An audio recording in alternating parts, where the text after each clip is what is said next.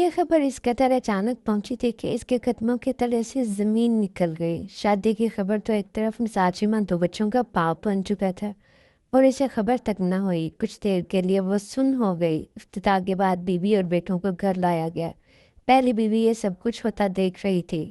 اس نے نساجمہ کو بازو سے پکڑ کر کمرے میں لے آئی۔ کیا یہ سچ ہے جو میں دیکھ رہی ہوں اور سن رہی ہوں؟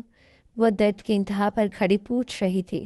اس کے لہجے میں کچھ کرچانے کی بو ٹپک رہی تھی۔ ادھر بیٹھو، میں تمہیں سب کچھ بتاتا ہوں۔ اسے اپنی بیوی کو کرسی پر بٹھانے کی کوشش کی۔ اگر آپ نے بتانا ہوتا تو وہ پہلے بتا چکے ہیں۔ اب بتانے کا ویسے بھی کوئی فائدہ نہیں۔ یہ سچ ہے، یہ جھوٹ، بس یہ کنفرم کر سے۔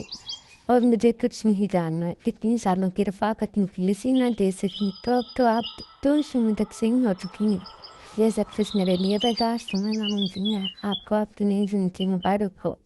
آپ ایک بار اس خواہش کا اظہار کرتے تھے تو میں خود آپ کی زندگی سے نکل جاتی۔ آپ نے یہ اچھا نہیں کیا۔ وہ رو پڑی اور اپنے کمرے میں جا کر دروازہ بند کر دیا۔ نثار چیمہ واپس مہمانوں میں آ کر بیٹھ گیا۔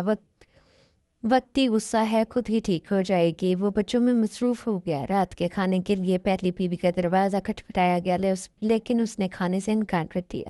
نثار چیمہ خود آیا تو اس نے کہا، میں آپ کے لیے مر چکی ہوں، آپ اپنی بیوی اور بچوں میں جا کر کھانا کھائیں۔ گھر میں ایک بزرگ نے کہا، چلو میں سمجھاؤں گی تمہیں، تم لوگ کھانا کھاؤ۔ وقتی غصہ ہے خود ہی اتر جائے گا۔ رات کا کوئی پہر تھا۔ نثار چیمہ کے فون کی بیل بجی۔ اسے مندی مندی آنکھیں کھول کر فون اٹھایا۔ دوسری طرف ایک ورکر نے بتایا کہ اچانک ایک عورت نے پٹرول پمپ کے احاطے میں آ کر گاڑی میں پٹرول ڈالنے کے بہانے اسی پٹرول سے اپنے آپ کو آگ لگا لی ہے۔ آپ جلدی سے پٹرول پمپ پر پہنچ جائیں۔ جب نثار چیمہ پٹرول پمپ پہنچا تو وہاں پر موجود ٹھیکیدار نے اسے اس واقعے کے متعلق بتایا۔ رات کا وقت تھا۔ پٹرول پمپ کا عملہ ایک طرف عمارت میں بیٹھا ہوا تھا۔ اچانک آگ کے شعلے بلند ہوتے دیکھ کر ہم لوگ دوڑے تو وہ آدھی سے زیادہ جل چکی تھی۔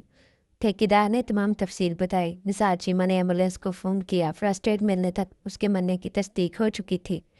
اس نے اسی پٹرول پمپ کے پیٹرول سے اپنی جان لے لی تھی۔ پیٹرول پمپ کی عمارت اور گاڑی کو بھی نقصان پہنچا تھا۔ اس حادثے کے بعد نثار چیمہ نے اس پیٹرول پمپ کو بند کر دیا۔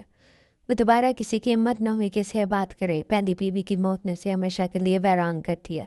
سنا ہے اس کی موت کے 1 سال بعد دل کا دورہ پڑنے سے نثار چیمہ بھی اللہ کو پیارے ہو گئے۔ انہوں نے وصیت کی، اس پیٹرول پمپ کو ہمیشہ کے لیے ایسے ہی چھوڑ دیا جائے اور کبھی بات نہ کیا جائے۔ اس عورت کی بات مکمل ہو چکی تھی۔ گاڑی بھی رک گئی، اس کی منزل آ چکی تھی۔ وہ آہستہ سے اپنا سامان لے کر نیچے اتر گئی، جبکہ میں خالی نظروں سے اس سفر کی اداسی کو اپنے اندر محسوس کرنے لگی۔